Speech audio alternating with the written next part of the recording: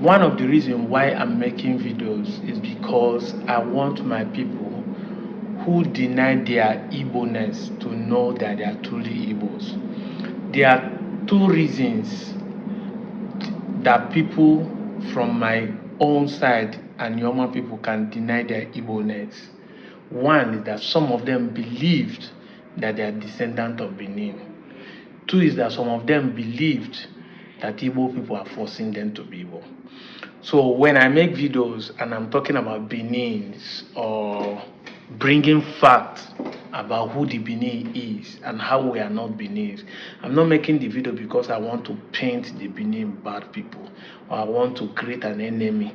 It's just a proper proof to let my people know, because the truth will set them free from the identity crisis, to let them know that they have no affinity, they have no connection or relation with the Benin.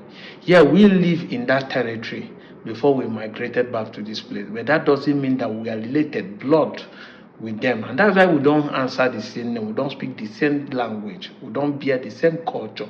But even though we can say that we copy from each other, but claiming that they are our fathers and we are the children is a proper lie, and that's why I'm making videos. So the last video we made concerning about the red cap, you can see picture shows from the museum that all these are kings, chiefs in Benin. None of them wear cap, none of them wear red caps. In fact, read this article I'm going to post here. Pause and read it. You see that it was clearly stated that they copied the Portuguese. It wasn't their culture, it was borrowed. Like I always said, it's not like we are trying to also use the point to portray that the Igbos are supreme. No, I don't believe in the supremacy of the Igbo. In fact, like Igbo as a clan have different practices. Do you get? Igbo have different practices, and that's why you cannot hold Igbo as an entity. You cannot use one clan of Igbo to say that this is how all Igbo do. Igbo have different mix of adopted culture. They even adopt some culture. Like I said in one of my videos, that even if it's easy to copy, you can copy and let's see whether you can be supreme.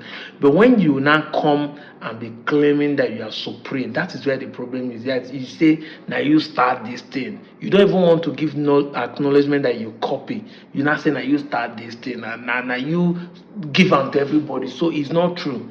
We have been wearing red cap before you people. You who even copied it from the Portuguese.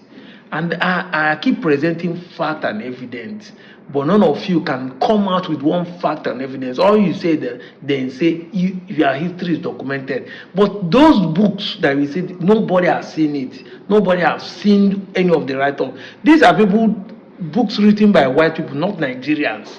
The same people that you claim documented their history are the one that documented these things, and they are showing you things. We are showing you things that we know about yourself. And what I'm trying to say is this: if you are from a car, a banker, or you are from Okwane or from Enuane, you still think that all these things we are saying because they claim that Oba Bini always come and crown our kings. Do you know that's the story we believe in the ancient times? Yes.